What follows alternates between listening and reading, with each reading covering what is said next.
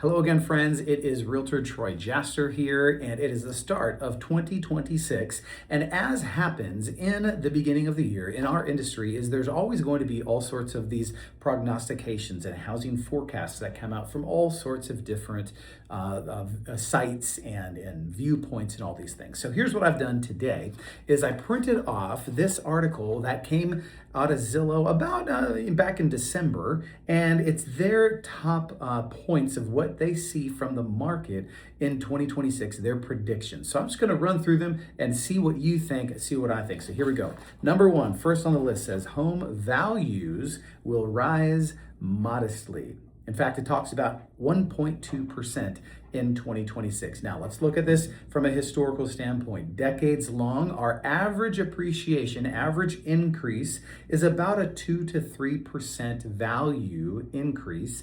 This is saying it's going to be about 1.2%. I actually agree with this one. I think we're going to see just a slight rise. Very similar. Now, of course, what we know is that all real estate is hyper local.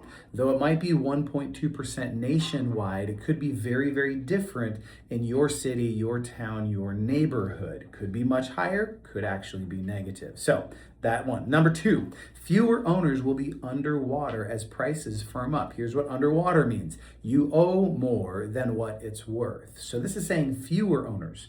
Because as prices continue to go up, if someone is holding on to their house and they owe more on it than what it's worth, then if they're hanging on to their house, the value continues to move up while they continue to pay the mortgage down, and therefore they start to gain equity. Yeah, okay, I agree with two of them there. Number three, mortgage rates will hold above 6%. Disagree, but only slightly, and here's why. I don't see that anything like the old days of that 2%, 3%, even 4% mortgage. That is not going to be normal. I do see that it's just going to slightly be declining. We'll probably, in my estimation, end the year in the 5.5, 5.75 range being normal, barring something crazy. If you're sitting here on the sidelines going, I'm just going to wait for that 3% interest rate to come back, then I'm telling you this, you're going to be waiting for a long, long time. I don't see that coming. Next one says, existing home sales will climb, as in actual unit volume will climb slightly. In fact, this is saying 4%. In 2025, there was about 4 million houses sold nationwide. What we have found with years of research is that 4 million is basically the baseline in terms of, regardless of market, 4 million people are going to sell their house no matter what. There's going to be 4 million transactions. That's what we saw the past year. This coming year, what Zillow predicts is just a little bit of an incline, and I'm probably there with them too. I don't see wild numbers coming. I don't see huge gains, and I certainly don't see anything less than that coming. Okay, this next one, really interesting. It says here, new construction will see its weakest year since before the pandemic. So let's talk through this for a second. New construction, new home construction.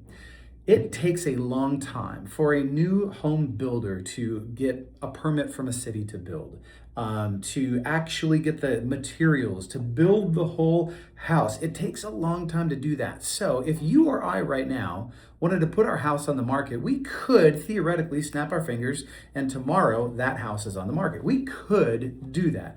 A home builder cannot snap their fingers and tomorrow have a house for sale. It takes them a much longer process. What does that mean? It means that then it is, of course, a much slower process that takes more time for their cycle to finish out. So the houses that they are building and selling right now have probably been in the works for a year to 2 years. Therefore, it takes a longer time for their cycle to turn over, meaning they've got all kinds of inventory sitting right now, and they got to turn through that. They've got to sell those houses first before they can go out and build more. So there's a lot of new home inventory sitting right now. If you're in the market for a new home, this is definitely the time. I've helped 2 new home buyers just in the last couple of weeks, and they both are getting amazing incentives from that builder. So that's the next one. Then there's one that goes on to say the lifestyle renter will emerge as a force. Lifestyle renter, meaning the person who just says, I'm not going to buy a house, I'm going to rent.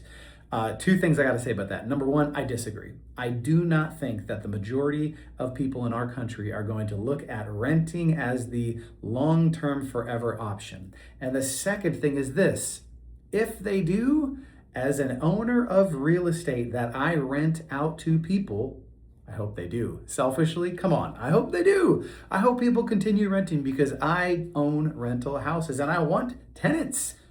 If that's something that you want, reach out to us. Okay, then the last one says this: AI will evolve from a helpful assistant to a transaction coordinator. Now, let me talk about what this means for a second. Helpful assistant, meaning like me as a real estate agent, I use AI here and there to just, kind of help write a couple of things for me, help, craft some ideas. But transaction coordinator, meaning will it actually piece together all of the steps of the real estate transaction? Is that possible? Sure, it is possible. It's probably possible today. Is that a good thing? I'm going to leave that to you to answer, because you know what? If you are ready to buy or sell what is quite likely the biggest investment of your life, are you ready to completely give that to an AI machine? Maybe you are, maybe you're not. If that's something that you are ready for, well, I wish you the best of luck. If it's something that you're not ready for, and maybe you're just looking at it going, well, I'm gonna, same way that I do it, like sprinkle in some thoughts and ideas and maybe get some feedback sometimes, sure. But am I ready to completely let it take over the transaction? I'm not, and I don't know if you are either. If you need some help with buying a house, selling a house, investing in real estate, or heck, you've just got a real estate related question, then please reach out. I am only a phone call away, or an email, or a text message, or anything else, but please reach out. I'm always happy to answer those questions for you. We are here for you in 2026 and beyond. See you soon.